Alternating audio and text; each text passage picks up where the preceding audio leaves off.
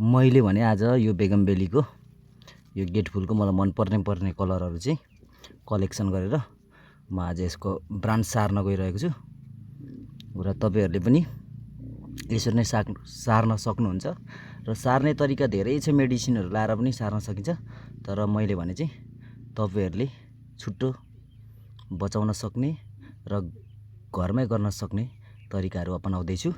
ध्यान दिएर हेर्नु होला है त। यो चाहिँ पोली ब्यागमा हो। मैले जुन एउटा चाहिँ गाडी सकेको छु र अरु एलोभेरा लाएर रेडीमा छ र तपाईले यसरी सक्सेस भइसकिसके पछाडी चाहिँ कसरी सार्ने भन्ने कुरा आउँछ।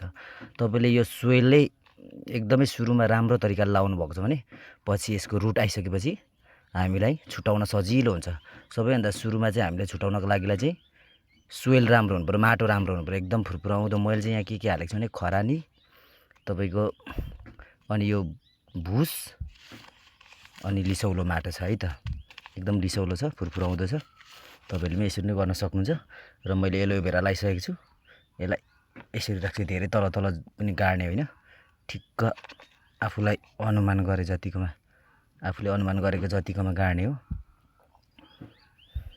अहिले यो झरी सिजनमा एकदमै छिटो सक्सेस हुन्छ, रुट पनि हानिहाल्छ। ठक्क घाम पनि लाग्ने, शीतल पनि लाग्ने जग्गा चाहिँ चाहिन्छ। जब यो रुट हालिसकेपछि डिभाइड गरेर हामीले रोपिन्छ। तपाईले यसो गर्नाले धेरै कलरको चाहिँ ठक्कसँगले पोलीको बचत भयो नि त, पछि छुटाउन सकिन्छ।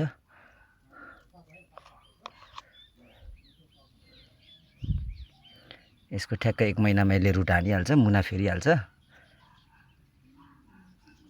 यो बाङ्गो टिङ्गोलाई चाहिँ गाह्रै हुन्छ हो जहिले लाउनलाई, पछि निकाल्ने बेलामा पनि डिस्टर्ब गर्छ अरूलाई।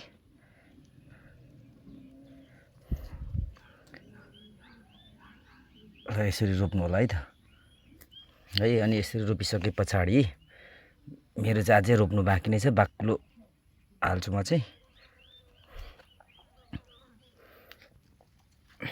तपाईहरु पनि चाँडो रोप्नु होला र यो म सक्सेस भएको र कसरी ब्रान्ड छुटाउने त्यो पनि भिडियो बनाउँछु है त। मलाई फलो गर्दै गर्नु होला।